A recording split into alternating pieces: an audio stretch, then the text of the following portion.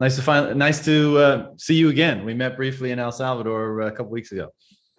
Hi, John. Thanks for having me. So, how was your trip? I got a lot of thoughts about El Salvador after that trip. I know a lot of Bitcoiners were pretty impressed. What was your impression? Wow, it was not what I expected. It was much more Bitcoin. It was Bitcoin everywhere.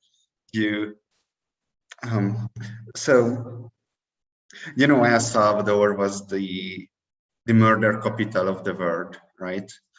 And I was very afraid. So in the flight from Mexico to El Salvador, I was talking to a local lady, and she was telling me that never ever should I walk alone.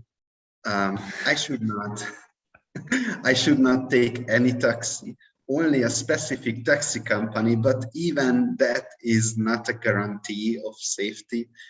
And Bitcoin is all a scam of the dictator of Bukele. So that's how I started. Then I get off the plane, and there were some policemen, and in front of me was stopped by them. I was like, okay, bureaucrats doing their usual thing, bureaucrating, giving people trouble for no reason. Anyhow, so I was walking at the airport, and there were between advertisement, Bitrefill advertisement, the Chivo ATM. So there was Bitcoin already at the airport, and of course, people with Bitcoin masks and Bitcoin merchandise all over them. But anyhow, that guy who was stopped by the police just found me. Well, first of all, he recognized me, so that was crazy. The second is that he told me the story that he got stopped by the police because he didn't have a COVID test, and he didn't have vaccine, and so he cannot come in. But then they asked what's the reason for his visit, and he said, "Oh, the Bitcoin conference." And the police instantly changed their tone. They become very friendly and asked about Bitcoin. and what he had to do to prove that he's a Bitcoiner, he had to show his Twitter. Proof of shit posting, and they let him go. So he asked me, "Is this heaven?" So yeah, that's how I got on the plane. I heard those stories. I showed up about a week earlier because we were shooting a documentary there, and so I didn't see any of like the special treatment, but I heard those stories. And then when we got there, I mean, this is probably your experience too, but everything was really great. I mean, first of all, safety didn't feel like a concern at all. I mean, we didn't go too far away from either the hotel or El Zante. Like we went out for dinner a couple times, but it seemed like a nice place with some nice restaurants, and the people in El Salvador seem incredibly friendly, like more so than many other countries in the region that I've been to. And it seemed obvious that the government was rolling out the red carpet for the Bitcoiners. But how amazing is that, right? Like we've lived our whole life being kind of like the outcasts, right? Like being the ones that nobody likes and nobody cares about. And now you find yourself in a place where, like you're the special people and people want to make you happy. I mean, it was a real trip, man. Like it was weird to leave and go back to where I'm currently at, because, you're just normal again versus like, I don't know, it was cool to be like, have Bitcoin everywhere, right? On a Bitcoin standard, being able to spend Bitcoin, having people, be interested in Bitcoiners. It was super cool. So I watched some of the videos that you did, and so you lived in China for a longer period of time. Yeah, almost Yeah, 10 years. So can you compare it to that? So that when you go to Asian countries, then everyone is very friendly, and it was kind of the same, or don't you? I mean, I went to Japan when I was 18 in 2005, I think it was. And there was a funny comic book at the time, and it was like half of it was like a foreigner through the eyes of like the local Japanese population. He was all jacked and suave and smooth and that kind of stuff. And then it was the same comic through like the eyes of other foreigners, and it was just a scrawny, skinny little loser guy, you know? So like I think your point is like in certain parts of Asia, and I think it's changing a bit now, but there's always been a bit of a luster around foreigners, right? Like the people have been interested in learning about where you come from and the customs of your home country and all that kind of stuff. Primarily, you know, largely because those places have been closed off for so long. But I mean, I don't think it was super comparable because in El Salvador, I don't know. Like, I think the people are just naturally friendly. I think they were friendly to you, whether or not they knew you had anything to do with Bitcoin or not. But it, I don't know. It's hard to explain, man. Like being in a country where the Bitcoin standard is actually real, like it's not a big deal to go and just pay with Bitcoin. I mean, and I previously hated spending Bitcoin as most people do, but there's something nice about it, you know, like as long as you replace right afterwards or whatever your protocol is. But it's different than paying with fiat. Like I feel like it's a far more respectful like transaction that occurs. I know you've done a lot of work with Max Hillebrand, and you know he talks about that a lot, right? And I think it's part of the reason why he adds a premium if you want to pay in fiat or something, right? Because you're forcing him to accept those like slave dollars or war bucks or whatever he calls them. So I don't know. I thought it was pretty cool. Did you spend a Bitcoin while you were there? Yes, yes, you know, just the logistic changes completely. I mean, I was traveling for maybe 7 years in my past from country to country. So I had like, okay, so this is how I'm handling the cash, right? Whenever I get to a country, I get cash, and I did the same. But then I was running out of cash, right? Happened to me many, many times before. And I didn't felt like, oh shit, where do I find an ATM? I don't know. It's whatever. I have Bitcoin, you know. It was great. Yeah, I felt the same. I mean, like I said, I came back to where I'm at now, and in the taxi ride back to my place, I was just looking around, and I was overwhelmed by a feeling of like, this place feels so much more dumb because it doesn't use Bitcoin, you know? And so a lot of the places that I go to here, they don't use like credit cards for tax and fee purposes, right? So that it's like a largely a cash economy.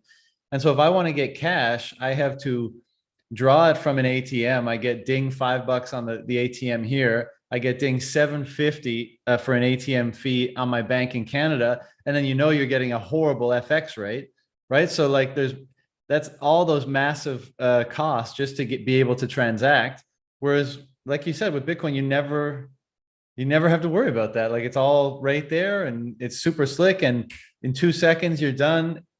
And then, of course, the big announcement at the end of it. Like I know there's still a lot of hesitancy around the president and you know true motivations and that kind of stuff, but it's pretty compelling what's going on there. I think a lot of Bitcoiners are maybe thinking if they get a few more assurances about certain things that maybe they'll look to relocate there. What's your impressions on that front? Mm.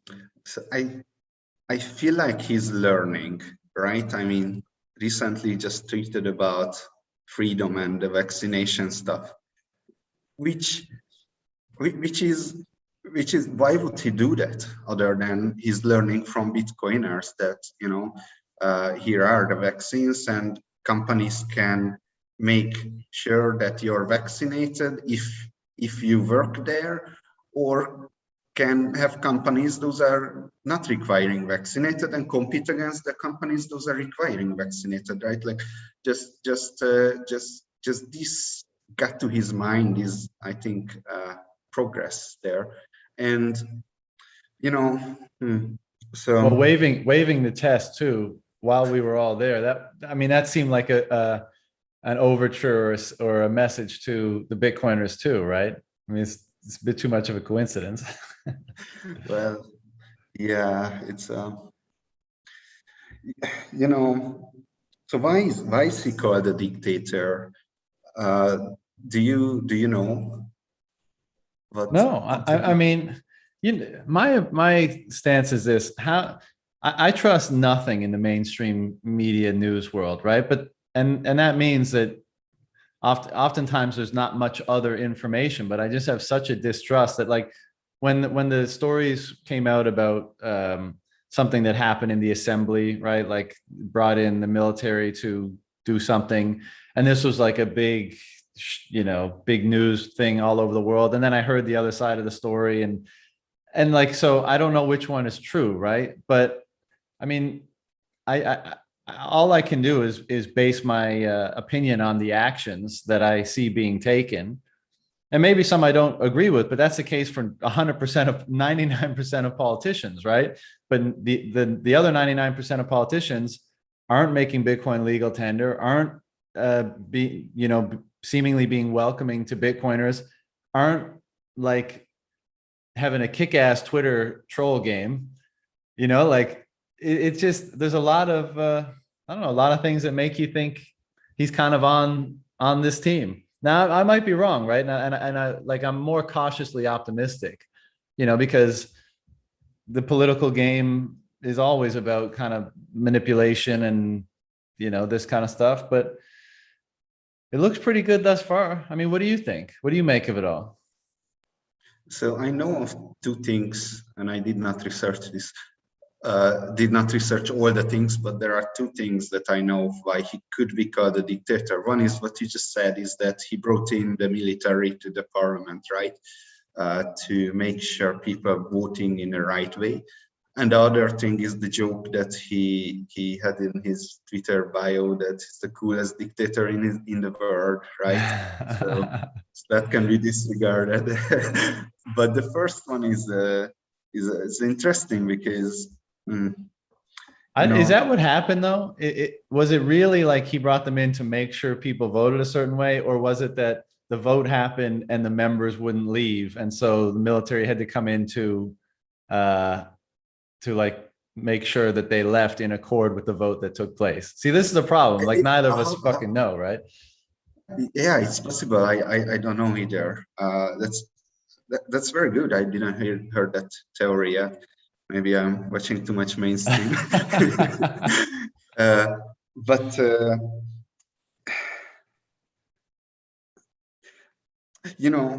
when I was in, what, I got in a taxi. Let me pick up on the story. Yeah, sure. I got in the taxi, and of course I got in a random taxi at the airport. So I did not really, I wanted to take the advice of the lady, but I didn't. They were pushy, and I was like, whatever.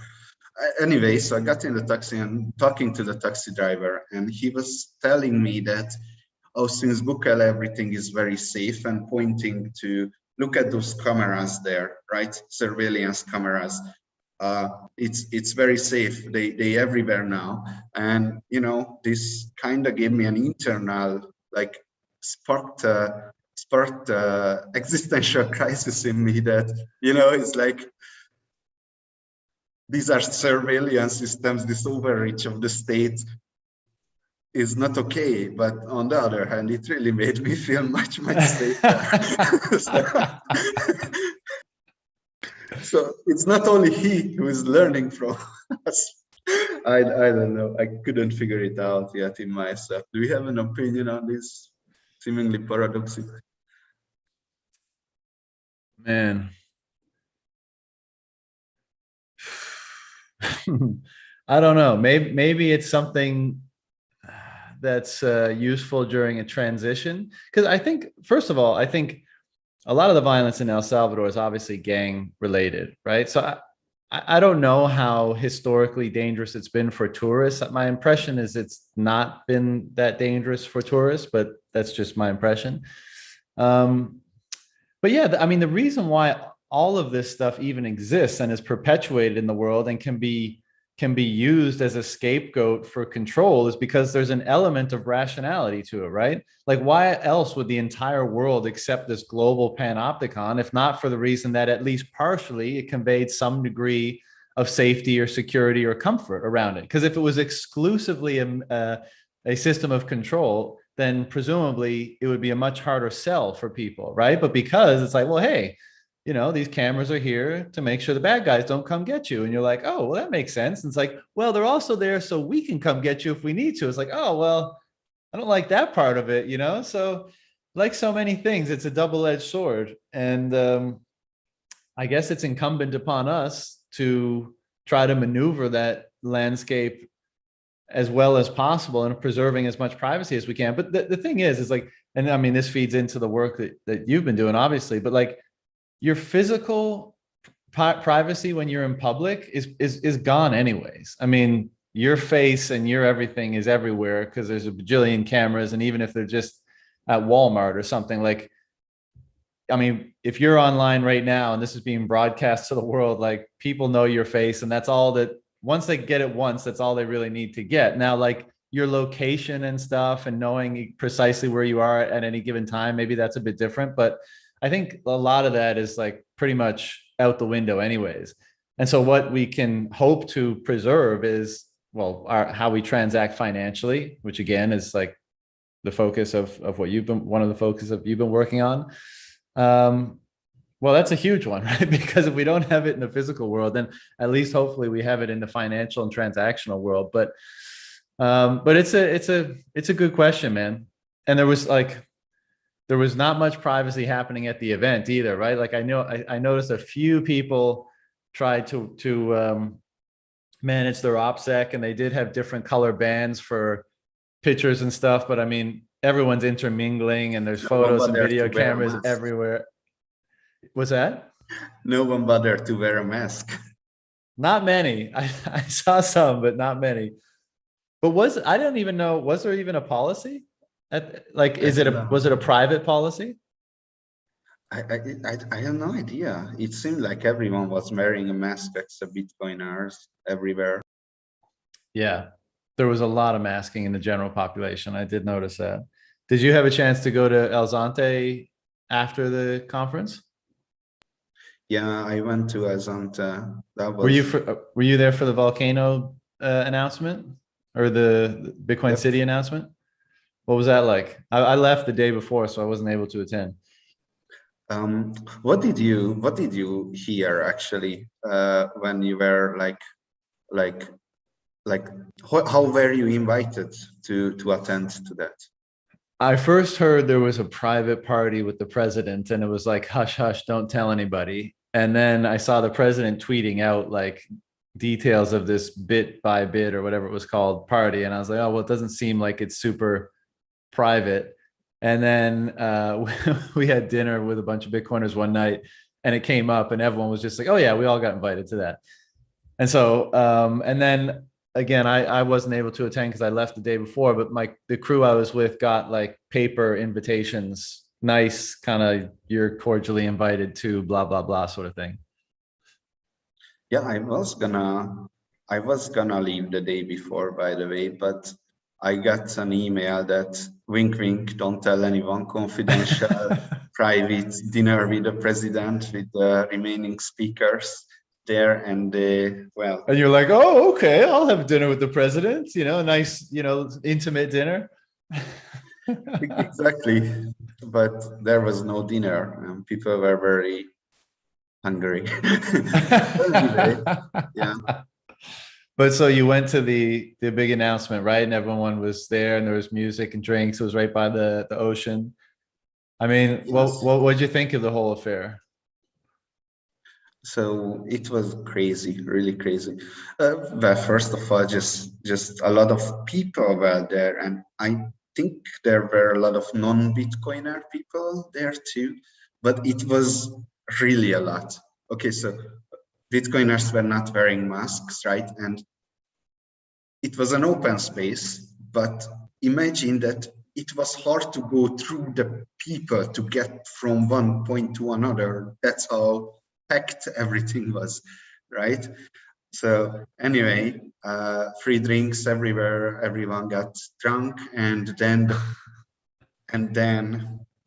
the president appeared from a spaceship, animated from a spaceship down to Earth, while fireworks in the background, and then announced Bitcoin City, and somehow announced Bitcoin bonds. The reception was not as, I think it was not as so it wasn't like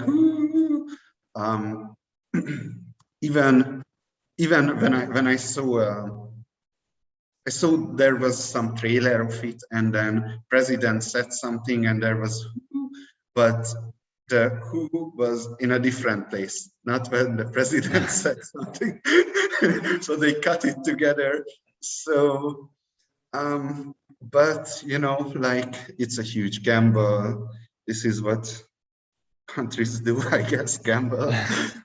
and I think it's gonna work, because Bitcoin is going to be the future of money, and he's positioning that whole country to be aware of Bitcoin early on compared to other countries. It's probably gonna be one of the largest country in the world. Richest countries in the world. Yeah, richest. Yeah. I mean, you do anything on a certain scale and you're going to attract criticism, right? But I appreciate that, like, he could have just been another president that was like, okay, I get it, right? Bitcoin is most likely going to be the world's dominant currency at some point. So, okay, we'll make it legal tender and just let the market do what it does. And maybe that'll end up being preferable, but I got to appreciate that not only has he made the move, but he's doing it in such a bold and fun kind of way. Like I said before, like, it's not like he's a boring president that just saw the light on it. Like, he's out there trolling the IMF, trolling the US dollar, trolling the ECB, establishing a Bitcoin city. I mean, he's going all in hard, and I mean, it just almost seems right. It seems like of course, that's the way it was going to happen. Not in hindsight, it seems that way. I wouldn't have expected it, but I don't know. It feels right in some weird way. Hopefully, and you know what? I gotta think. This volcano bond. Like, I'm not personally interested. Because I just want Bitcoin, real Bitcoin. But you got to think that the global bond market, who have certain stipulations and regulations and can only invest in this, that, and the other thing, when there's a bond that's backed by Bitcoin that's yielding 6.5%, like, you got to think that a 300 or 200 or whatever it is $1 trillion market is going to be pretty damn interested in that. And they're only making the first issue is $1 billion. I mean, they could see tens of billions, if not hundreds of billions of dollars flow into the country just off that alone. I mean, things could get weird, I mean, it's another question if a government should be doing these kind of things, right? But on the other hand, we can observe what's happening and what he keeps doing, and our predictions show that he's actually gonna win on this, even though it doesn't happen in a way how I would personally prefer this, which is completely voluntarily, right? Yeah. Yeah. But this is the sovereign individual thesis playing out, right? So this is one way of doing it. And maybe in a year or two, another country pops off and they do it a different way. Maybe they're more hands off. They say, yep, totally legal tender, but that's all we're doing, and let the market figure out the rest of it. But in a world where most governments are being crazy authoritarian right now and just being completely insane on every single domain, human right, like individual freedoms, rights, economic policy, everything, I'm pretty enthusiastic about one little country just saying, you know what, we're going to do completely the opposite. Maybe they're not perfect, but we're coming out of like such a fucked up world that I'm not expecting perfection on the first one that diverges from the pack, I guess is what I'm saying. And we need to have a place to retreat to, because it might come the time when they are really going to be against Bitcoiners. And well, now we have a stronghold in the real world, and that's very important, right? Salvador cannot fall. Yeah, I mean, how do you think that's gonna play out? The Bitcoiners will be scapegoated for all the shit that's coming down the pike? I don't know. It's a good question. I used to think that this is obviously a huge revolution that goes obsoletes all the largest powers of the world, right? So they are not gonna let it happen, but they are letting it, right? 5 years passed and they didn't do anything, right? Like, you just let us go and change the world, and that's okay. So it's a good question. I used to be much more sure that something drastic is going to happen.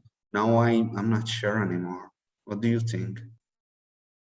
I'm pretty much with you. Like I try not to be lulled into a false sense of confidence around everything, because when I really sit down and think about it, it's still difficult for me to see how a transition occurs without quite a bit of friction and possibly conflict. I mean, look at the world we have right now.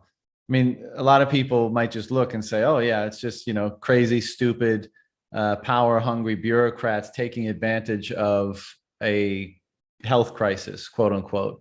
But I see it far more being a health crisis being, or, a health issue being leveraged as a result of the failure of the money. So if we were in a prior era, let's say, if it was 50 years ago and everything else being equal, but the money was less broken, I think we would see a less onerous and response. But because Why? well, because the coordinating function of the money, I often look at it this way. Let's say the money is the primary coordinating mechanism for human economic interaction, and that's the primary glue of society. Agreed. If that goes down in utility because it's being abused in various ways, then the second mechanism for human coordination, i.e. government and law, has to ascend. And so if this one is going down, then I feel like the vacuum is filled by the power of government to coordinate things, even though we know that it coordinates them extremely badly and actually adds to the stress on the system rather than detracts. But in this, because so few people appreciate that, I think what you get is, as this one goes down, this one goes up. And so as the money keeps failing, and I don't see any way that it stops failing, I feel like the authoritarian, the vacuum will be filled by the secondary coordinating mechanism, which is basically power, control, and government. And that usually doesn't work out so well for people. So for example, if this is the Bitcoin fixes this meme, right? Anyway, so it's funny because it always makes sense somehow. But let's assume we have a much smaller and weaker government. Then let's say they might not even be able to control the media, and if they cannot control the media, then they might not be able to, because they are convincing us to stay at home, right? Basically, there is the threat too, but it's more like they are convincing. If they don't convince us, won't Bill Gates convince us, and the threat will still be there. I mean, they would have a much worse position. That's for sure. Yeah. If they didn't. Bitcoin, Bitcoin would weaken them. Yeah, for sure. And this is why the Bitcoin fixes this meme emerges, right? Because when you change that the nexus of power and everything that coalesces around it, then all that stuff kind of dissolves away. Like if the government couldn't fund their operations by reappropriating the wealth of the population via the money printer, then they couldn't hand out the checks to keep people docile and keep people from rising up. There would be less incentive for the big corporations to co-opt the government to make sure the policies align with their incentives, because the government's less capable of executing on policies that would be favorable to the big corporations. So it all just dissolves away once that institution no longer has infinite wealth redistribution capabilities, basically. And that's exactly what Bitcoin provides. So, and that, which is why, like, if you are an authoritarian, like if you are a quote unquote dictator, it's a pretty stupid move to, put your economy, to make a big bet on your economy on Bitcoin. Like maybe, sure, maybe there's some personal gain to be derived from that, right? All sorts of funny business can go on behind the scenes. But the punchline is the institution of government over enough time probably has less power. How about El Salvador? Because they don't. They were on the US dollar. Right? They are on the US dollar. So well, that's a good question. I mean, maybe it probably opens up the door for more fuckery, to be honest, in the short term, perhaps. And like with all these bonds and stuff, if the government sells a bunch of Bitcoin bonds, then, they could have a bunch of money. But I think the long-term punchline is just that governments can be rich, right, for a variety of reasons. But if they're not capable of siphoning off the wealth of every individual, then you've got to think that that's at least a strong restraint on their ability to impose and control and dominate those same individuals. Because if people at least are able to preserve the value of their own capital, well, then they can coordinate solutions together with that capital that might be able to serve as a check or balance on the capital and power of the government. But if the government can just press a button and siphon off $5 trillion from the population, then what can they do, So it's not only that governments get weaker, but people get more wealthy because of deflation, because of the technology is improving. And even though El Salvador government is, well, it's funny, it's weak enough, but it's doing a hell of a good job right now, even if how weak it is. But I don't know if there is a causal connection between that well, they are weak. Well, if they would have their own money, they would never have done this, right? So probably, yeah. I mean, which is why maybe other dollarized countries are going to be the first ones to do a Bitcoin standard, because they're not giving up the power of the money printer, right?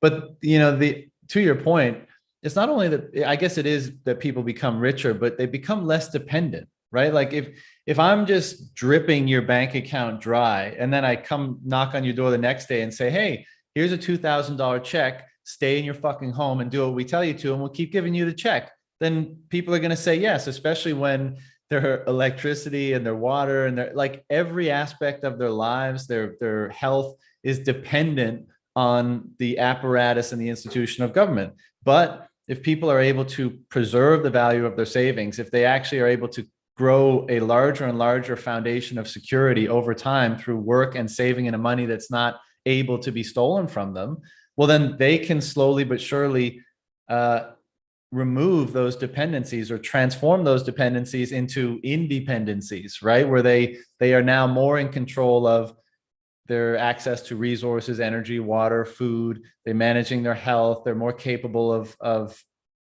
building a stronger family. And, whether consciously or subconsciously, I think that is one of the objectives of government, is to get people more dependent on them so that they can more easily, we might say control those people. They might say, well, effectuate our policies more, whatever. And the individuals, their incentive is to diminish that dependency so that you can live a more free life, and take responsibility for these things for yourself. So, and Bitcoin allows you to do that. So even if the government has a shitload of money, you got to think it's encouraging that each individual is able to maybe slowly but surely increase their own, financial security. And that means that they're less susceptible to what the government might want to do. The thing that I think about a lot is like, I think all this is going to play out more or less as we often talk about, but what happens to the monopoly on violence that exists today? Like I can see in a future where the incentive to take advantage of the monopoly on violence is less. You can't steal people's wealth as easily, all that kind of stuff. But what happens to the current monopoly on violence and nuclear weapons and all that kind of stuff? I mean, what do we do with that? So, I mean, I have a theory that would provide an answer to this question of what happens to the monopoly of violence. Is that it's not my theory, it's David Friedman's. There are two kinds of words.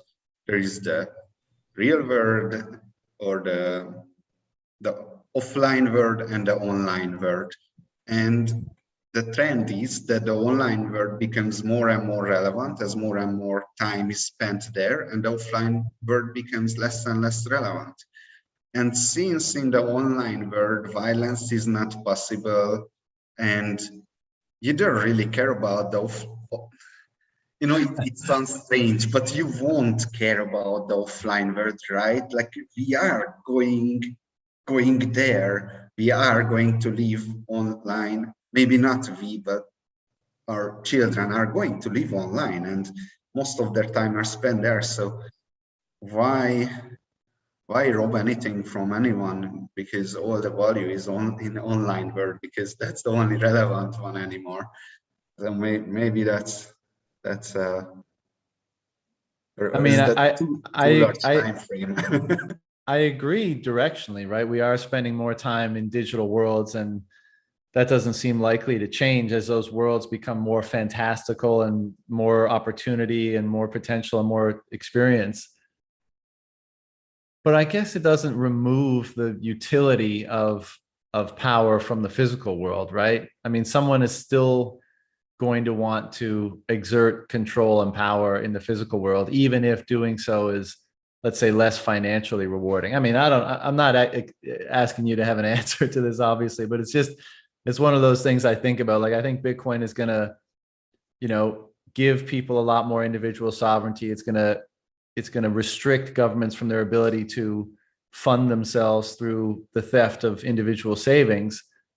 But there's a hell of a lot of weapons in the world, and there's a hell of a lot of nuclear weapons in the world. And I guess my biggest concern is to whatever degree this transition is destabilizing, what happens to the stockpiles of nuclear weapons when people really get, when things really get hairy?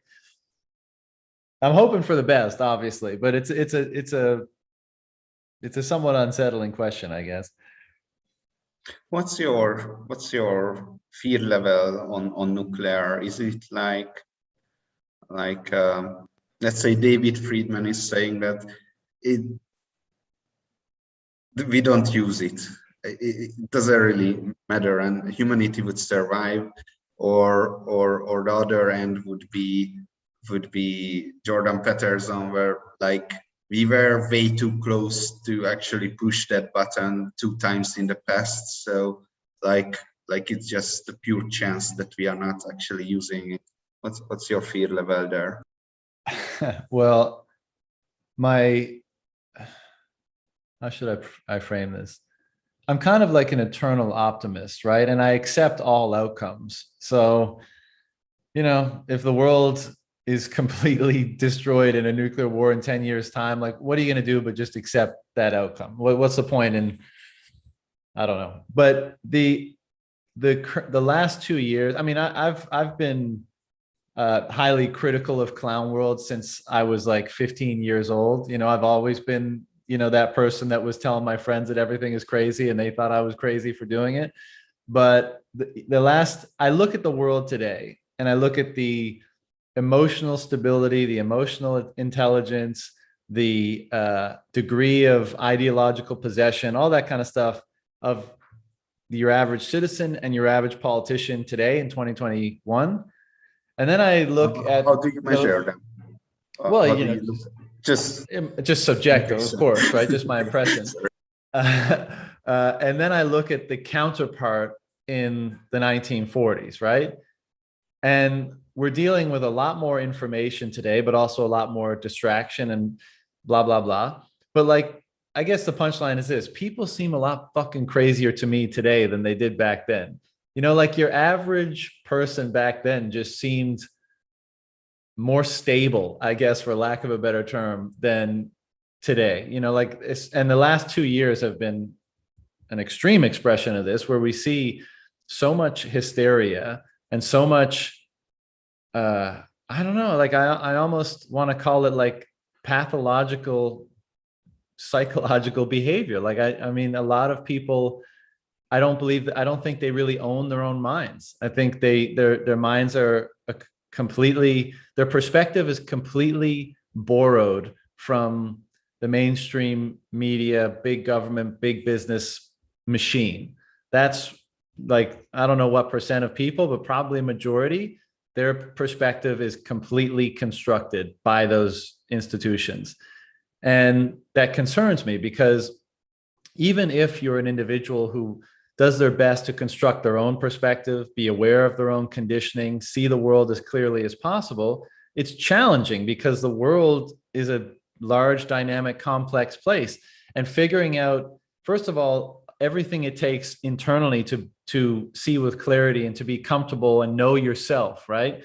To know yourself and then to know the world is the whole game, right? This is one of the primary objectives of life. And I think a lot of people have relinquished that responsibility and have just adopted an ideology that's not their own. And I mean, to my mind, it's that circumstance has manifested more pathological behavior in our day and age than my albeit limited observation of the time when nuclear weapons were last used. Do you know what I'm saying there? No, that's a lot of thoughts. Thanks for sharing it with me.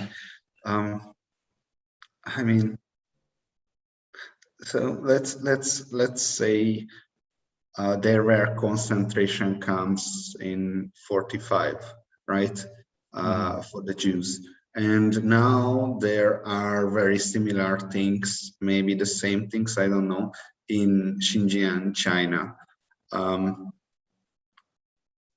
And we couldn't do shit about that back then, and we can do shit about that now.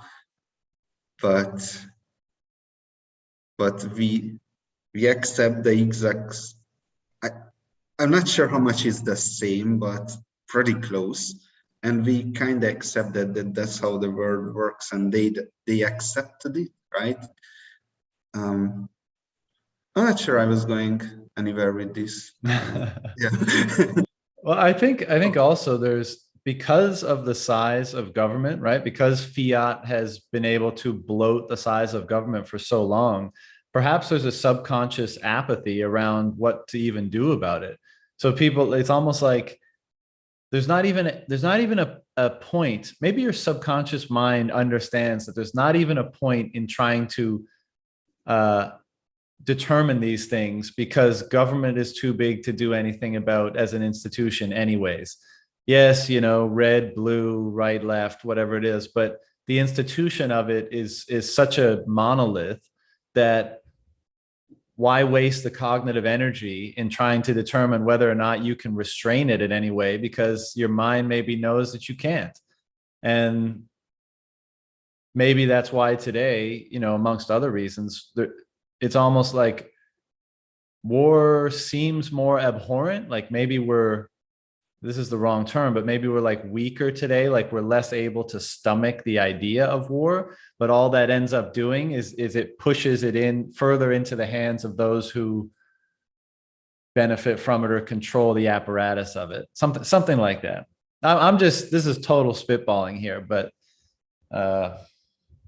you know, the punchline, I guess, is like, do I think we're any more sophisticated in 2021 as we were in 1945, or as a world? And I wish I could say yes, but I'm kind of thinking no. Okay, so another thing, maybe I'm not going anywhere with this either, but when I was young, like probably around 12 or 13 years old, I I was playing video games and my video card stopped working. So I had to replace it, but I didn't have money. And and then what I did is that I went to work in a chicken farm, and all I did all day, either picking the eggs in 40 degrees, 13, 14 years old, young, and I kind of imagine that's how the 1940s were, those conditions. So can people stay sane in those conditions? I mean, they kind of don't have time to think, because it's smelly, it's warm, you have to keep moving and pick the eggs or pick the chickens. I don't know how much chicken legs I broke, like hundreds, right? I was just picking 4 or 5 chickens at the same time and putting it in a box. Sometimes I broke their legs, I had to throw it in the, like, this is kind of how the past people behaved, right? Like, they didn't have time to think about higher concepts. They had to, like, just go ahead and survive. Yeah, that's an interesting point. The thing that initially came to my, or immediately came to my mind, was that may be true, but today we've got actively manipulative algorithms bombarding our consciousness pretty much all day, every day, to the extent that we're interacting with digital realms, right? So it's almost like that environment may have been monotonous and time consuming, and that may have detracted from our ability to think about more complex or broader themes or topics. But the environments we interact with today almost channel our consciousness down certain streams or certain paths intentionally, and that can have a similar impact of causing us not to see some other area that perhaps we should be seeing, and so which one is worse? I don't know. I can accept that argument. I mean, that makes perfect sense. The algorithm, the technology of manipulating us is just so much better than it was back in the day. Makes perfect sense. But what makes me hopeful about Bitcoin, and this has been my experience and like the experience of a lot of hardcore Bitcoiners. I know it's not like, it remains to be seen whether or not this happens for everyone, like once we hit a Bitcoin standard, but it has, well, I mean, when you have such a powerful mechanism for the discovery of truth, and I would say an incorruptible money permits that, right? So first of all, there's truth instantiated in the money. Basically what Bitcoin does is say, this is true. What's the value of a system that's able to say, this is true in relation to this, right? These numbers are true in relation to these numbers. What's the value of a system that does that in the most inviolable way yet developed? And right now, let's say it's about $1 trillion. But the fact that it does that also allows it to discover broader truths through our exchange, because it's a more high fidelity representation of our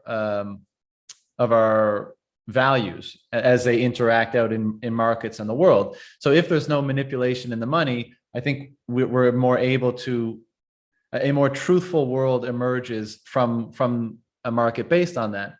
But the point about that is just that Bitcoiners, once they, take the orange pill, let's say, they start to look at everything else. Once they realize the money has been fake and they realize how much the money impacts, well, then they revisit the medical system, then they revisit politics, and they revisit philosophy, then they revisit art, and pretty much everything, because everything, money touches everything. And first of all, I think you have to revisit everything and decondition your former understanding, get rid of the crap, like, oh my God, I was so misguided and all those things. And then you've got to build it back up based on the best approximation of truth that you can determine with this new sort of framework or lens. And I'm hopeful, and again, like, maybe this is me being idealistic, thinking that this will happen to more people, but I'm hopeful that Bitcoin propagating itself through the world via more and more people using it will diminish the power of those algorithms and of the culture and of the media and political apparatus to manipulate people, and it will ground them in a more clear perception of truth, and I know that's like a big expectation or dream, and again, like, I'm most likely being idealistic, but it has been my experience and the experience of a lot of other Bitcoiners, and so maybe it happens, albeit to a lesser degree, to people that just start using Bitcoin, but it seems to ground things in a greater truth than previously, let's say. You can even put a praxeological spin on it, that individuals act to achieve specific ends, and always choosing between ends and between means, right? And one of the most important sign of those potential means, those are on the market, are the prices. And if governments distorts all the prices because of the manipulation of the money supply, then basically a lot of individual actors in the economy have no idea how to, like, what the real value of anything, because everything is distorted. So Exactly. We are living in lies. Well, they become less capable of determining the quality of the means that lead to the ends, right? Because if the signal of the means is being distorted by that intervention, then they don't know whether or not the means is actually the means they're looking for. And as a result, they're less capable of moving towards the ends. So yeah, so if the signal of the means is more pure and people can have more confidence that the means that they're engaging is actually the one that leads to the end that they desire, then presumably this establishes a relationship, a more truthful relationship with the market, with other individuals, with the natural world, and even with yourself through a feedback loop of all this information. And so, maybe this plays out over a long period of time, and I'm hoping it does, because absent returning to a more truthful perception of ourselves and the world that we interact with, how does one contend with the growing manipulative force of all this soup of algorithms that we're swimming in on a daily basis every time we open our phones, open our computers, and in the future, the VR worlds that we'd be interacting with? I mean, it's all artificial, right? It all has intention behind it. Every digital anything that you interact with. Let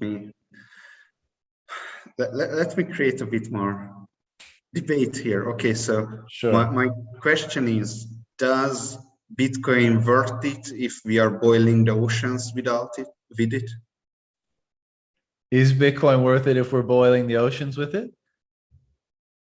Well, I guess, how quickly are we boiling them? Which parts of the ocean? We need some qualifiers in there, but yeah, I mean, and I don't know if I accept the premise either, so it's hard to answer that question.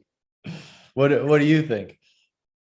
Well, I was just listening to one of your interviews, and I was very happy because when people talk about Bitcoin energy consumption, they always talk about that, well, okay, but it's always the cheapest energy that's being picked up by Bitcoin miners, or at least is gravitating to that, and where the energy is the cheapest, it probably would otherwise go to waste. So I mean, that makes sense. right? But in the end, and you step back and you said that it doesn't really matter, because having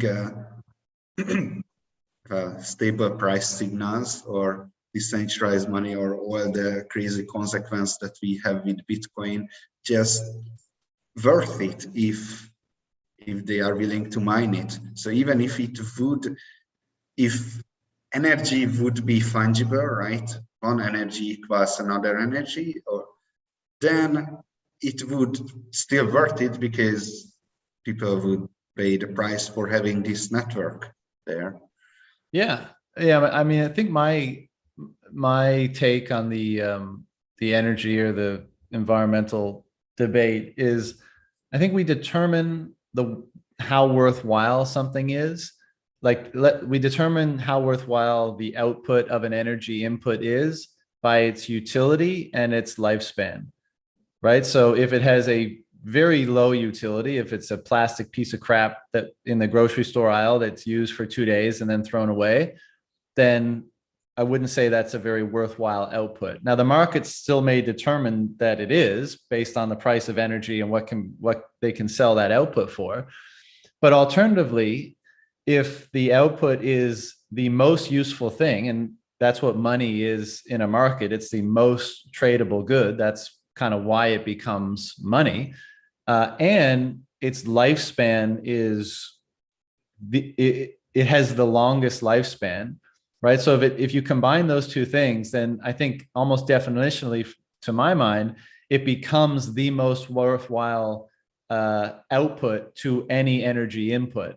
And so that's why, like, and again, the market decides this. It's not an ideological thing, but that's why any source of energy to produce that good is fine. It is like, well, definitionally okay, because you couldn't devote that energy to anything more worthwhile, let's say.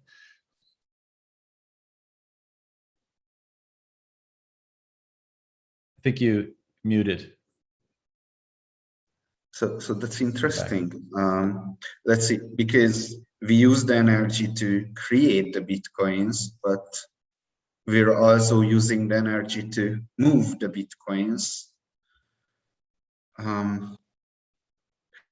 Creating the creating the Bitcoins, that's mining, that's the Coinbase in the transaction, Coinbase transaction, the block reward, and moving the Bitcoin is the transaction fee, the sum of the inputs and the sum of the outputs and the difference. That's the transaction fee. So that's the cost of moving the Bitcoin. So it is correct for the creation of the Bitcoins, but can you say the same for moving the Bitcoins? I mean, isn't that a one-off thingy? Well, I guess in moving the Bitcoins, you're still I mean, it's still contributing to its useful life. And so I guess if my assumption is correct that any amount of energy is worthwhile for the most useful good with the longest lifespan, I guess if the use of energy is contributing to the extension of that utility and lifespan, then it's still equally worthwhile. I guess that's how I look at it. Now, all of this is predicated on assuming that Bitcoin survives, right? Like if Bitcoin, some massive vulnerability is discovered and it fails tomorrow, then you might be able to make the case that, well, I mean, I guess you have to accept that that was a lot of wasted energy because it ended up not working. Now, the counter to that would be like, well, what economic value did it facilitate while it did exist? Because there's obviously a value in that. But yeah, I mean, long story short, I think the energy debate, I mean, it's the same, man. This is what I was saying about like mainstream coverage of Bukele before. It's like, this is the thing, whenever you know a lot about a subject and you see it covered in the mainstream, you just laugh at how absurd it is, right? How basic and how much bullshit there is in it. But if you don't know very much about the topic, then you kind of just accept it at face value, or at least a lot of people do, right? And this is kind of why I was saying I don't anymore, because I recognize that if I knew a lot about that topic, I'd probably look at that article or that news story and be like, that's full of fucking shit, you know?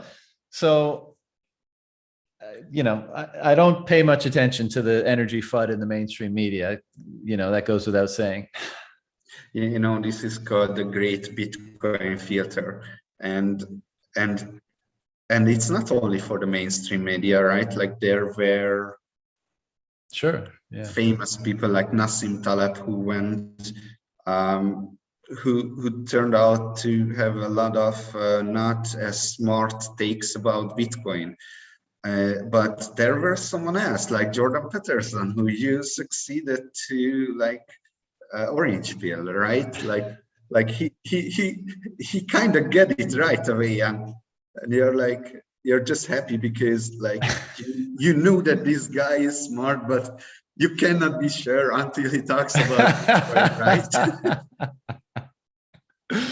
Yeah, I mean, pretty much. It is kind of a filter in that way. I mean, of course, I respect a lot of Peterson's other work, but Bitcoin is like the elephant in the room for the world right now, right? Like if you're at all a thinking person, like someone that tries to understand the world and where the world may be headed, and if you don't have an opinion about Bitcoin, you're kind of like, in my opinion, a bit out of the conversation. And that's what's so great about all these Bitcoin conversations that we're having, because in normie world, even a lot of these people that we may respect, right, that are highly intelligent and they're calling out clown world, and but for them not to be seeing just how consequential Bitcoin is in this whole, all these problems that they're always talking and talking and talking about, kind of discounts. I'm not that interested in hearing it, right? Because at the end of the day, they end up just talking about all the problems and not, the big orange solution that's staring them in the face. But I mean, I share your sentiment with Peterson, man, because, and like, I think he's been increasingly orange pilled as he's had conversations with Bitcoiners and read, work from Bitcoiners and thought about it more deeply. But one thing I knew is that once his brain gets curious about it, it'll devour him eventually. Like I anticipate, like maybe sometime next year or the year after, whenever it happens, Peterson is going to be, just as hardcore a Bitcoiner as any of us. Because if we're right about what this thing actually is, first of all, how it's instantiated in the world and what it means and the implications, I can't see a mind like his being able to let it go. I mean, his whole life has been trying to figure out these profound, or thinking about these profound concepts like truth and freedom and sovereignty and responsibility. And like, Bitcoin is basically Jordan Peterson in digital form, or at least his message, and once it kind of clicks for him, and I can see it clicking more and more often now as I listen to some of his interviews, I think it's going to consume him just like it's consumed us. Yeah. Have you done any of his courses or not? I'm not even sure it's course, the self-authoring suit or the personality assessment. They are really good. Yeah. Try them out. Although you need to have like a couple of months of free time to do the self-authoring. Really? Yeah. Did you do them? It's a writing exercise, yes, and about your past, present, and future. And yeah, I started doing it in 2019, and every year I revisit it. I just take 1 year out of 1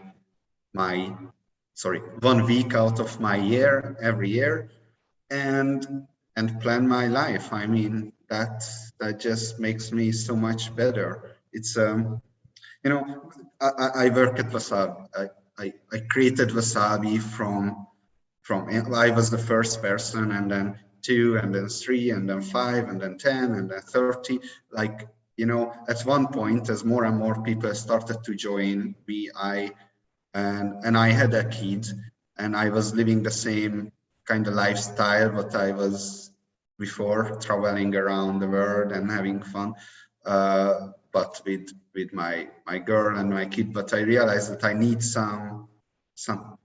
I need to get my shit together, because things were going very well, but I knew that something will go bad, and I'm not gonna be happy about it. So I sit down, and I was doing the past authoring for 2 months, the present authoring, that's just a week, and the future authoring is, well, it was first for a month, but I can put it in a week now, because it doesn't tell you what to do. It tells you what might be important to figure out and how you might go about figuring it out. So this is the most loosest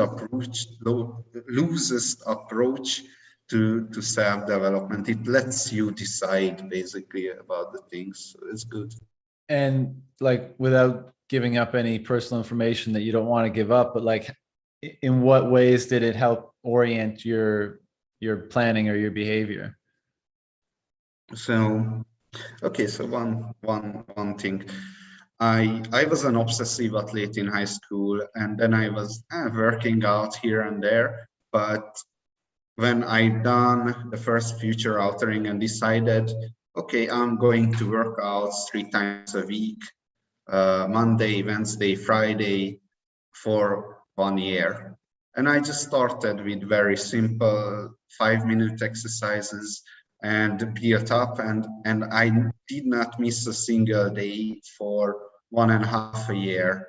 Now I'm doing 2 to 3 workouts, doesn't matter the day, but you know, so for example, my workout routine just perfect. It can't be better. I'm doing the workout, and that was again Peterson's logic there that convinced me that I should actually work out, because you know, why do you work out if you are in a relationship? It's not as motivating. I mean, if you're single, then you work out so you look nice to girls. But when you're in a relationship, I needed another motivation, and what he said is that cognitive decline can be only slowed by regular workout. And that makes sense. Let's just work out. Yeah, that's interesting. My approach for that, I mean, I haven't consulted the program, but maybe I'll have a look now based on your recommendation. But my approach to working out has always been, or not always, I was into it a lot like you when I was in high school and stuff. And I was a fat kid, and then I didn't want to be fat anymore, so I started working out, and I like the results, like for the reasons you mentioned, for girls and for confidence and that kind of stuff. But in university years, I just like started to hate the gym, and it was so boring and all that stuff. And I realized that like willpower, you can deplete your willpower, right? And so you need to find another method that's not requiring so much, because like if you deplete it there, then maybe you don't have it available for other higher order, more important things. And so like I had to come around to literally believing and wanting to do the thing that made me like perform or feel better. And loosely, like kind of loose explanation, but like I came to the realization that the thing that I wanted to manage the most was my mind. Like I wanted to make sure that my mood was elevated, that my self-talk was as minimally negative as I could make it. My focus was as I could establish the best focus possible.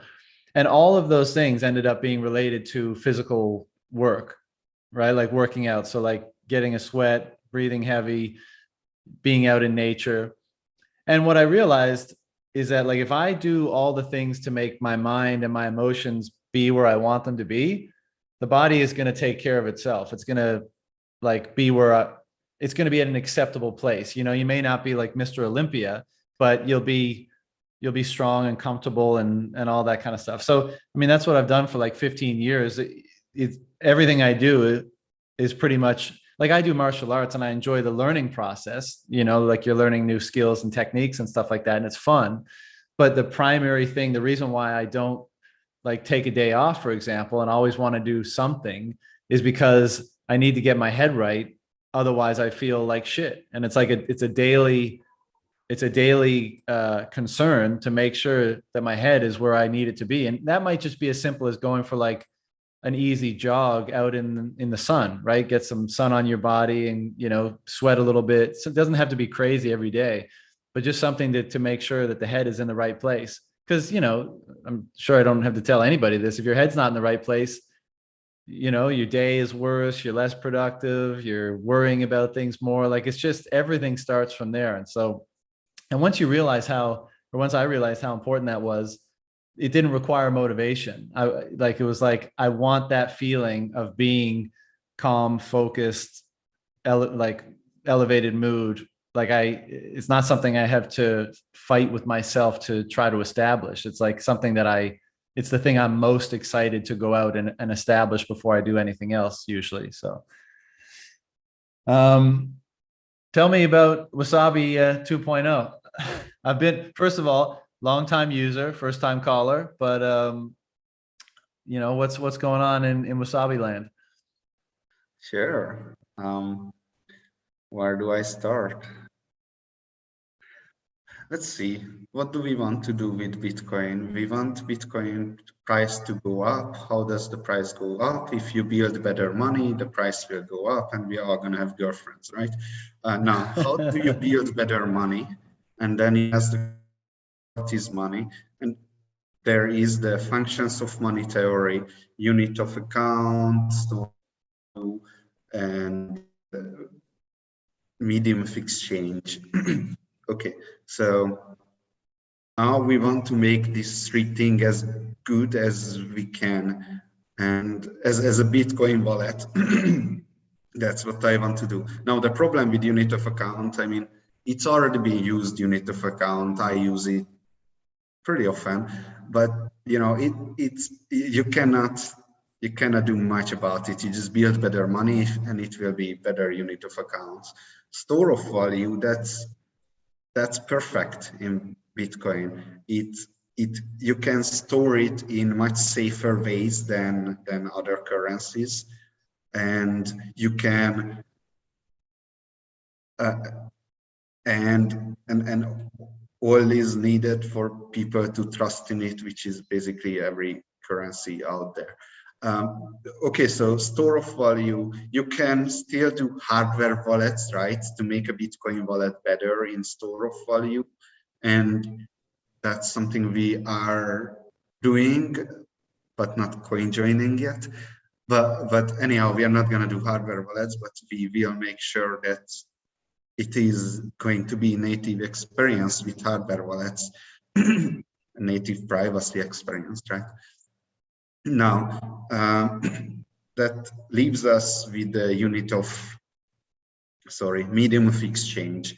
Yeah. Okay, there are a couple of dimensions to medium of exchange, recognizability, Bitcoin cryptography, perfect, divisibility. Anyway, there are a couple of dimensions, but the only two that we should really improve. One is portability, how fast and how cheap you are able to send money, and the other is fungibility, meaning one Bitcoin should be equal to another Bitcoin and should not matter if these Bitcoins have huge histories, right? Like histories should be irrelevant. That's fungibility. Okay, so we have to fix fungibility and portability. Now with Wasabi, what I noticed in the beginning is that people who were working on fungibility is Join Market, which is a great project. It's open source, but it didn't have a funding model, right? Or very well funded centralized exchanges, but they just didn't innovate. I don't know why. Anyway, so they could steal your money and de-anonymize you. Now, Wasabi came in the picture, which had a funding model, cannot steal your money, cannot de-anonymize you, and can create anonymous Bitcoins. Basically, that's what it does. Wasabi 1.0 creates anonymous Bitcoins.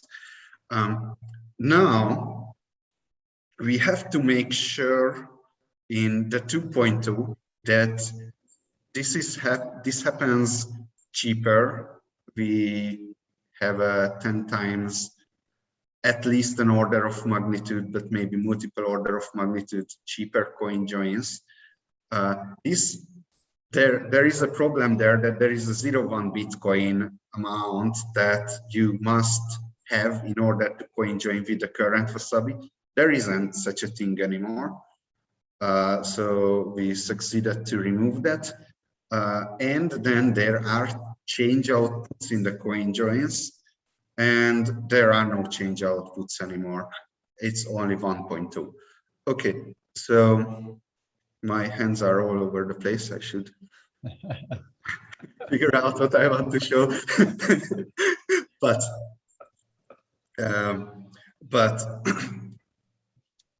we made the coin joins cheaper and actually faster because you don't have to do that much. So portability improvement.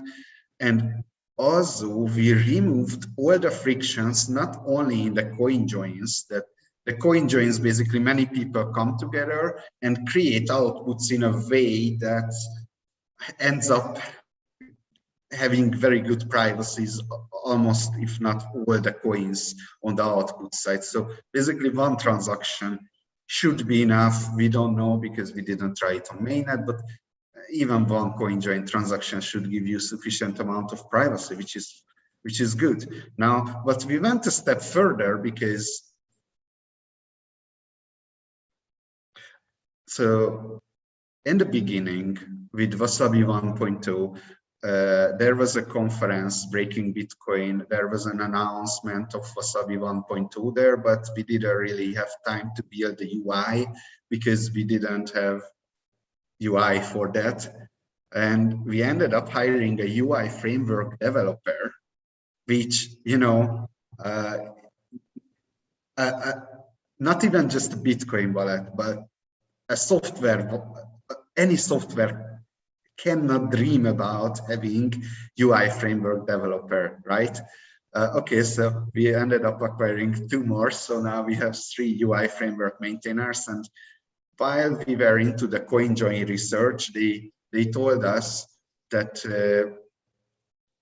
that they want to rebuild and really showcase the UI framework with Wasabi. So we gave green light to them. So they completely rebuilt the UI. Like it looks like a modern application now, basically. And it's a send and receive. There are advanced functions hidden in the settings and stuff, but it's a send and receive. You don't have to manually coin join. It coin joins in the background, and when you close the wallet, it's still doing the job in the background, and everything is ready, and you can just send your coins. You receive some coins and you do nothing, and tomorrow you will be able to spend anonymous coins. So that's the user experience we are aiming at, to be the exact same as a normal Bitcoin wallet, but with privacy in the background completely taken care of. And if we go further, this is Wasabi 2.0. Then there is the Lightning Network, right? That's a huge portability improvement. And there are, which we started, we have a research grant for the Lightning Network to design a privacy-oriented Lightning Network client. And we did not have any, it's a 1 Bitcoin research grant, and we did not have any applicants yet. So please, please, please, if there are any researchers watching this, come and apply. Okay, so, and then there are other things that when we have 2.0, then we can improve our accessibility. What does it mean? We want coin joins with hardware wallets. We want mobile wallets if mobile wallets don't do coin joins properly. We want RPC and other developer tools, and we want localization, right? A lot of people are not speaking English.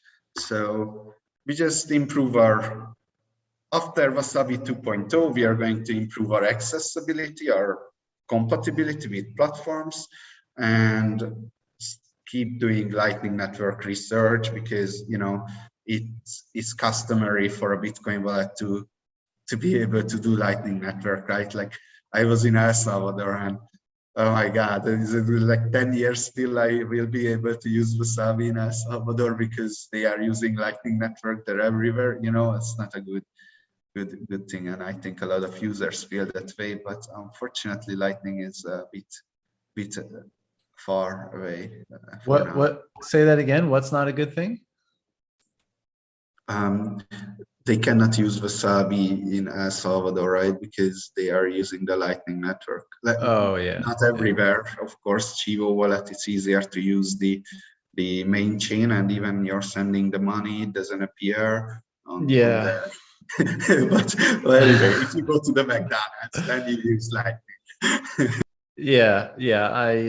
I spoke to a bunch of people that were having issues with Chivo, and so the locals that I interacted with the most, only one was like adamant about using Chivo because they just had no idea about anything else, but the others were using Bitcoin Beach and Moon, and that was obviously a much better experience for them. That's so well. I mean, two questions. Basically, so is Wasabi basically monetizes and is going to, be able to integrate into other wallets and stuff, and you just end up being the coordinator, and you take coordinator fees, whether or not it's in Wasabi Wallet or another wallet? Is that the idea? That is a possible future. Now, I have privacy concerns and concerns that it's not going to happen. So, there are a lot of privacy angles. Privacy is like this gas. No, the water inside, that's privacy. And what happens if I put a hole in here? Oh, your privacy is not completely broken, but that small hole leaks out all your privacy eventually, right? So if we integrate it to places where there are these holes, that affects our Wasabi users too. Now, if we always stay the largest coin joiners or users, then it's probably not a problem.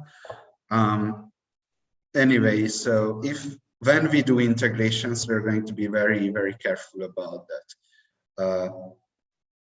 But we do want to have integrations, and we do talk with multiple companies that they want to have Wasabi integrations, and just it's a technical challenge, and I don't want to do stupid things. Yeah, so but people are enthusiastic about that scenario too. And you're anticipating 2.0 mid next year, sometime like that? I don't know. It's ready already. So everything is ready except the coin join, and just when you thought everything was in perfect in line, then today I open GitHub and see a closed pull request, which is actually the most important part of the coin join. And why was it closed? And the author of the pull request got a bit, I don't know, angry because the reviews didn't address the concept. So it's like, it's how should I tell? Okay, so we have a person in the company who's a genius called Nothing Much, but unfortunately it's very hard to communicate with him because his brain is just 10 times faster than our brain, and it's really, and he really comes up with convoluted solutions, and you can, when you sit down and you spend like, I spent a whole entire day of deciphering a 7-minute recording of him, right? But then I realized, oh shit, this is genius. it just I want to really take those genius insights from him, and there are always more and more, and at one point we might have to say that, okay, now we really have to release, but for now we're just okay, we do things, everything properly, and don't close circuit the research process, because there might be some unexpected pleasant surprises, right? And you know, if Wasabi fails, I mean, let's be honest, it's nothing is gonna come to its place for a very long time because everyone is afraid of working on privacy. Uh, I don't know. I think we might as well do it right this time, and and I suspect there really won't be any technology that comes close to it, because we reviewed the whole privacy literature of Bitcoin, and at least there were no ideas that can come close to it. So unless there is a new breakthrough, like let's say confidential transactions being put into Bitcoin, or something like that, then I think this is going to stay for at least 10 years, you know. Wow. What do you, when you, because I'm sure you have a lot of these conversations about, why should I give a fuck about privacy, right? Of this kind.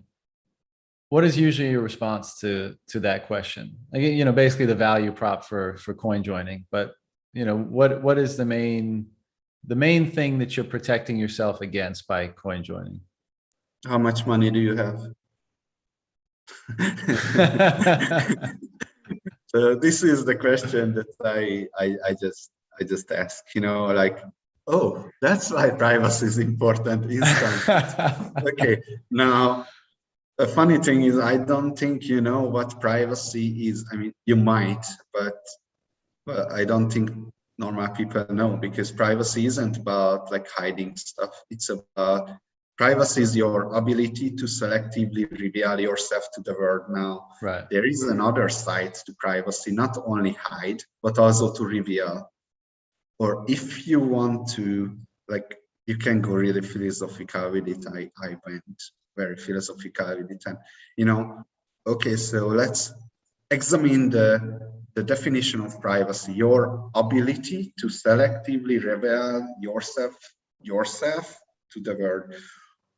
What is yourself? What are you, right? Like, you are either hiding it or revealing it. And it's a surprisingly hard question, is what is you? I mean, maybe you start somewhere here in your cortex, and this is everything where you're making the decisions, but is it really okay? You go back, starting with your limbic system, emotions, and then your lizard brain, and then your spine. And is your spine really your brain, or is it your body? I mean, does it really matter? I mean, and how about your body, your hand? Is it your brain, basically still the extension of your brain? And that's what what conclusion I come to, that our body is a kind of like extension of our brain, and we don't really know where we end and stop. And when we hold this glass, then we kind of take the shape of the glass, and we hold it, and we become the glass, and we kind of like the cyborgs. And okay, so now the things, not only what you're interacting with is you, but also your property. That's another extension of you. So then you can define privacy like, a wall in your yard is like in your house, right? Like, that's a privacy technology. But is that you're right that if you don't have a wall, then everyone can see your house, right? Like, that's not a right, that's an ability. Privacy is a fight, not a right. And if you go the other way, the information, what you know, and comes to your financial transaction, then again, your financial transactions are kind of you, right? It's something that you want to fight for other people to not see, or you want to reveal them, right? You want to prove that you really did this thing. And so privacy is a human ability to selectively reveal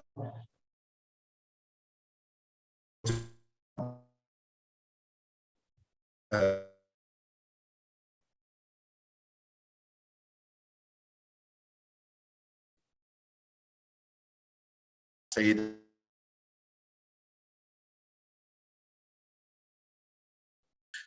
like that. Anyway, I think here is that. Hold Yeah. on. I lost you for a second. The connection crapped out. So you were saying privacy is the ability to selectively reveal, like go back 20 seconds.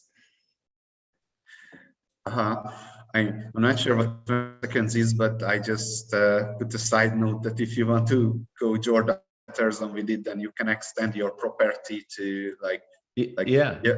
The culture is kind of you in some way, or your country, and then you talk about privacy of your country. But anyway, it doesn't matter, because the only point that I wanted to make is that revealing that information, me coming on this camera, on this live TV, right, and me being a privacy advocate is not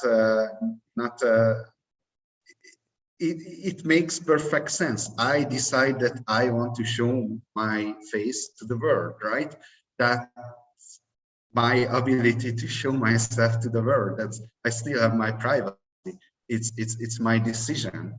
Yeah. So, let's what if I frame it this, and I understand what you're saying. What if I frame it this way? Whatever type of information you're communicating through your transactions, and as you were saying, you're communicating a hell of a lot through your transactions, your preferences and your interests and who you want to be and who you don't want to be. Like there's a lot wrapped up in what you're buying and who you're transacting with. But if you, who is the one you want to keep that information from the most? I mean, in this current environment, would that be people who would be a threat to you because they want to access your money, whether that be state surveillors or censors, or hackers, thieves, that kind of thing? Is that the primary thing that you want to defend yourself against in this sort of scenario?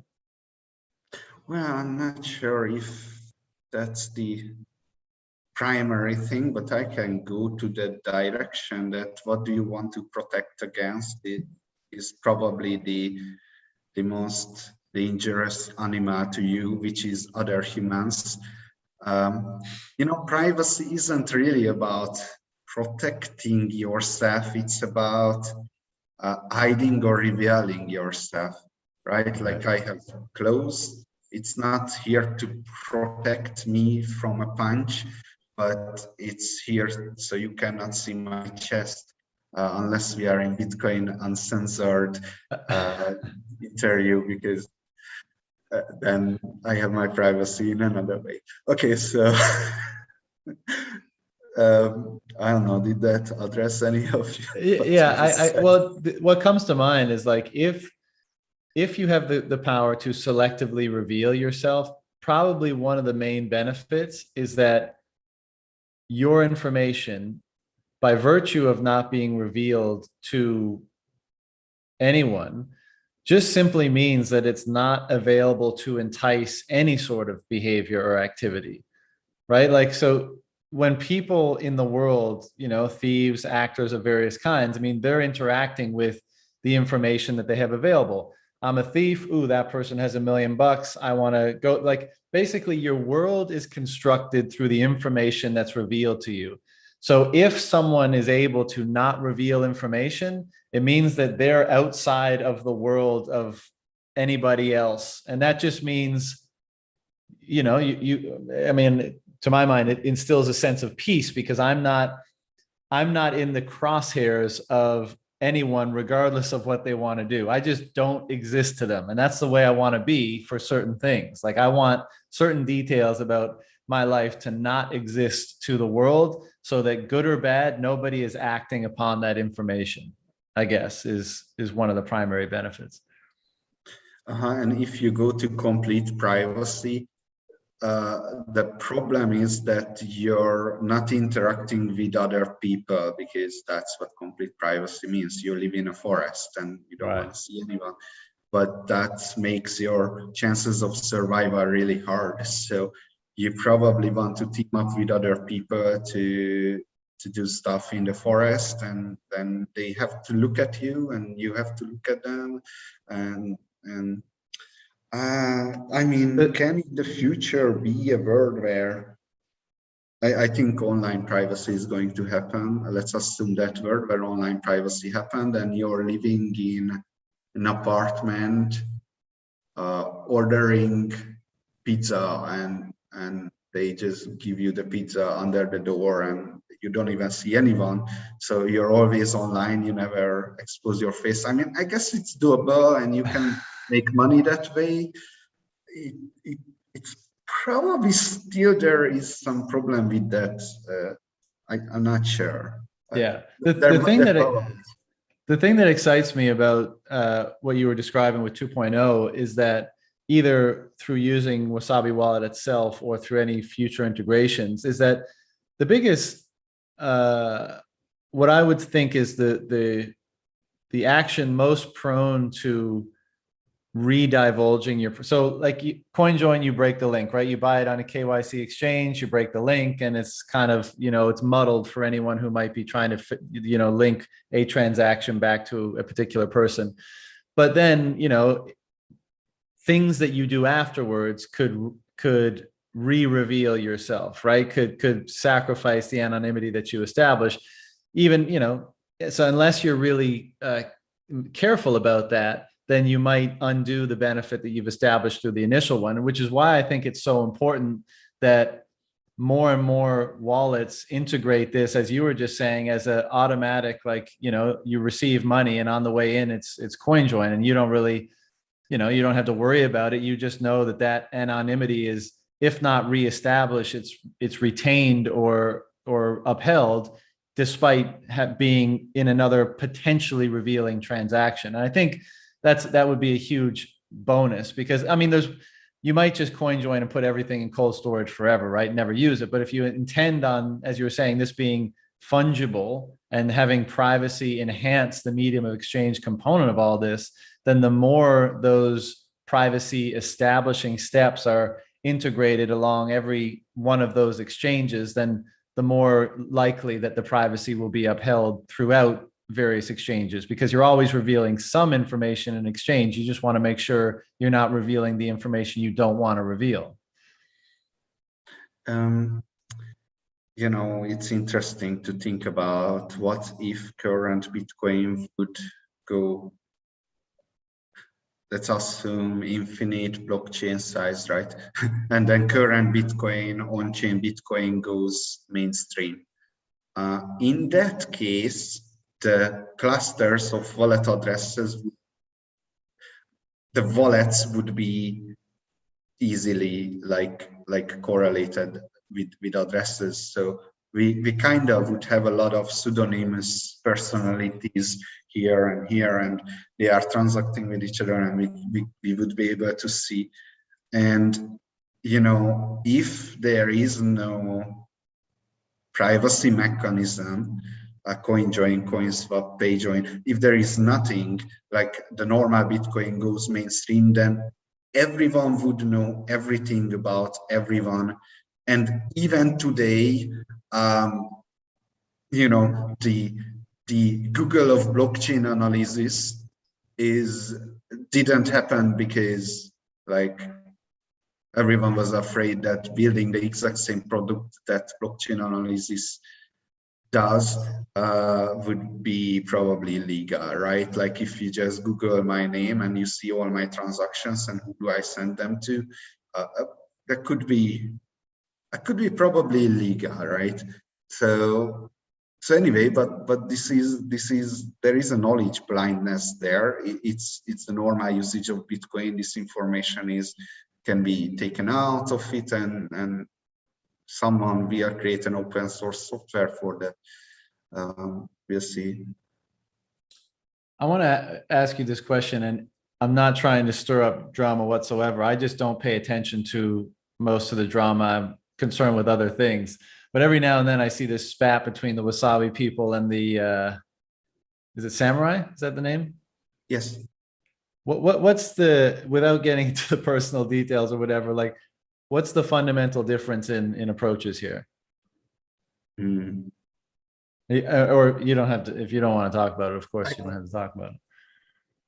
I think the fundamental difference is actually in the name of our company. It's called ZK Snacks. ZK stands for zero knowledge. It's a word play on ZK, Starks, all kinds of stuff. But it means that the products that we create must be zero knowledge, must not know anything more about you. We should not know anything more about you than the public does. Okay, so, and their products are not like that, right? I talked about that integrations to Wasabi. Wasabi integrations could be a privacy leak. Do you remember, like, anyway, we talked about it, and I was worried about that it could be a privacy leak. Now, the basic difference is that they are not worried about this kind of stuff, right? So they start out with, by default, having your extended public key, which is all your transaction history, right? Or your Bitcoin addresses you ever created and you will ever create in the future. And then they are coin joining with that. And of course, there is no privacy against them, except if you use a full node called Dojo. But even then, by default, people are de-anonymized by their servers. So if you're mixing with a de-anonymized crowd, then you are de-anonymized by exclusion. So you know, I mean, their system is flawed, and this is the starting objection. I have a bunch of other speculations which I did not even share with anyone. That's how it can be broken, but those are all speculations, right? Like nonsense. But they start out with a flawed system where they have everyone's expert keys, and you know, fine. You have such a system. You are honest with your users. No, they are not. They are bragging about having the best privacy in Bitcoin, which is obviously not the case because of the starting architectural flaw. And that's why Joy Market and Samurai is like we don't, sorry, Joy Market and Wasabi doesn't really consider Samurai honest actor, because this is what's going on. Right. Well, I don't want to cause any more shit. I was just wondering what the contention was between the two sides, because like I said, every now and then I hear something pop up. Last question for you, man, and then I'll let you go. But is Wasabi 2.0, because we were just discussing, like, it's highly consequential what you do with coins after you mix them, right? And I feel like occasionally, you know, that's where some people might make some mistakes. Is in the UX of 2.0, is that going to be ameliorated or like even prohibit people from fucking it up too much? Like, I feel like you touched on that already before, but is that going to be something that's more built in? Yeah, it's you know, we are not creating changes. Even if we do, the next transaction we'll make sure there is no change. Yeah, so there is no unmixed coins. It's not about right. People fuck up. And there's no change because there's no set amount that needs to be coin joined, right? So I could coin join 0.03 Bitcoin and there won't be change because that's the whole amount that's being coin joined, and the coordinator takes care of all that. Yeah, exactly. And I don't even think people fuck up, because I think people spend, so in current Wasabi, if you have 1.1 Bitcoin, you put it in and 1 Bitcoin comes out as mixed and 0.1 comes out as as a change, as something that has not been mixed. Mm. I used one Bitcoin for the sake of simplicity. Yeah. And there is an unmixed coin, right? That coin was never mixed. It participated in a mix, but it came out as a change. Therefore, it was not mixed. The link was there, and that coin is red. Now, if you touch that coin, then you cannot expect privacy because that was never mixed, Yeah. right? So the problem with current Wasabi is that there is a lot of coins like that, so it just becomes very uncomfortable for people to like not touch those coins, and that's the problem. So I think people know when they do something that jeopardizes their privacy. Because it's like red when you try to spend them. There is a warning message like you can't do anything more, except not even creating those unmixed changes. And that's what Wasabi 2.0 will do. It won't even create those. So that's how we handle that.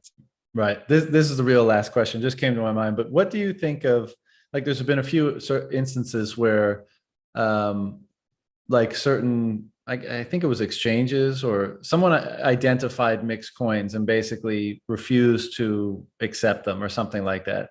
Is this a problem that is going to persist in your mind as we move forward, or are there technical solutions to route around this? Yeah, no, there is no technical solution, and that's a problem. I mean, okay, so what's going on, first of all? There are exchanges, those don't want to accept coin joined coins. No, that's not true. They are asking questions. If you send coin joined coins, those are large amounts. So for small amounts, they don't ask questions. For large amounts, and I don't know what small and large means, but this is what we notice, is that they are sometimes asking questions, and that's a problem. Now, how much of a problem is this currently? I'm not sure. I've been using exchanges here and there and had not encountered problem, but I've also seen a study about Wasabi's and Sunrise, how much money is going to exchanges, and even though the volume in Bitcoin amount, the coin joins did not grow in the last year, the number of coins that has been sent to exchanges after mix is growing. So there is thousands of Bitcoins going to exchanges every month, right? And now there are certainly cases when they are asking for it. I don't think it's a big problem yet, but it will be, or it could be, because if the assumption is that you have to, if you're an exchange and you can only accept money that has not been, that can be basically traced, Yeah. then that won't be limited to coin joins. I mean, it could be Lightning Network too, or probably not, because those are small amounts, but larger Lightning Network transactions maybe, or maybe they figure out how to actually survey the whole Lightning Network. I don't know. The point is that there are technological solutions. Those are being brought up as addressing this issue. Coin swaps, pay joins. Because coin joins, what happens in coin joins, many people come together and they put the inputs into the same transaction, so it comes out as outputs, and these coins basically signaling that this is an anonymization happened. But with PayJoin, it's not noticeable, or CoinSwap is not noticeable ideally on the blockchain. So what happens with PayJoin is that this guy wants to send this guy money. I send money to you, but you also put inputs into the transaction, and then things come out. Now, this is unnoticeable, but what blockchain analysis heuristics suggest is that, hey, these are common ownership, right? It's unnoticeable, so they're gonna misinterpret it as common ownership transaction. So basically, if the person who sent money to you, or the person who you're sending money to, also put inputs into the transaction, like dirty coins, whatever that means, then basically it's not going to happen what coin joins, hey, what they know is that something happened there, but in pay joins, what they think is that, hey, these are dirty coins, like you're a criminal, right? Like, because you match together your history with another person's history before. Coin swaps is the same dynamics as pay joins, but instead of merging together your history with another person, it swaps your history with another person. Now, if you swap with the wrong person, then that's a problem, right? Now, coin joins are like, okay, these are suspicious. Coin swaps and pay joins are like a gamble. Like, it depends on who do you swap or merge your coins together with. So that doesn't happen about Lightning Network. If the assumption is that exchanges are expected to make sure the funds that they are receiving are clean, then they are not going to create a Lightning Network exception for the know your customer rules, right? So I don't think that's going to help. Maybe it will, in a sense that these are much smaller amounts, so maybe people don't even end up like they just won't care because these are small amounts. But well, we care about the big amounts, right? Like, where the most of the value is, where the most of the transfer happens, and that there is no it's a social issue, right? Yeah. It makes me think of two things. One, there's an element of incentivizing a forced HODL strategy. And two, I mean, if you're sending anonymized coins to an exchange that will only accept,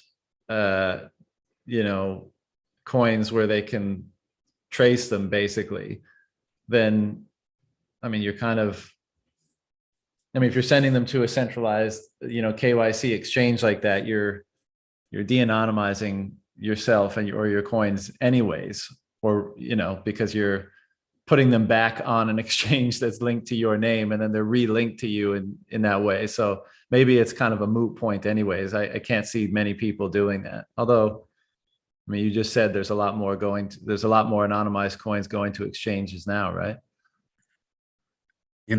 Yes. But there is one technical solution, and I don't even want to mention this because I don't want to give the regulators ideas. But what is possible is that, the coin join coordinators basically only power is to not accept coins from registration. So if they make us apply a blockchain analysis company to not accept suspicious coins into the coin joins, then probably those coin joins could be cleaned. But if this happens, that will be the day when I leave Wasabi, because then things just fucked up. Yeah. Yeah. Are you hopeful that the privacy wars will be won by the individual? Worst case, we move to El Salvador and do it. Yeah. Well, that might happen anyways. Are you keeping an eye on El Salvador for a potential move? I am. Yes, Yeah. exactly. I think a lot of us are now. I know like we're all in one place, terrible OPSEC security, blah, blah, blah. But the other side of that is how awesome would it be for us all to be within a couple hours drive of one another. We can get together and hang out and work on stuff. And I mean, that would be super cool. Yeah, exactly. Yeah. Just walking on the Bitcoin beach in Zonta, you see guys with Bitcoin tattoos on it and all kinds of craziness. Aaron Van Beardom in the background. You know. Yeah. Yeah. It was a really cool experience. I want more of it. Anyways, man, I really appreciate the time. Was there anything you wanted to shill or shout out before we shut it down? No, I'm great. I really, I did not think it will go to like such interesting directions. So I probably the best conversation I've had since, man. So thank you. I appreciate it, man. We'll talk again in the future, maybe even in El Salvador sometime. All right, thank you, and have a good All right, brother. Take care. bye bye.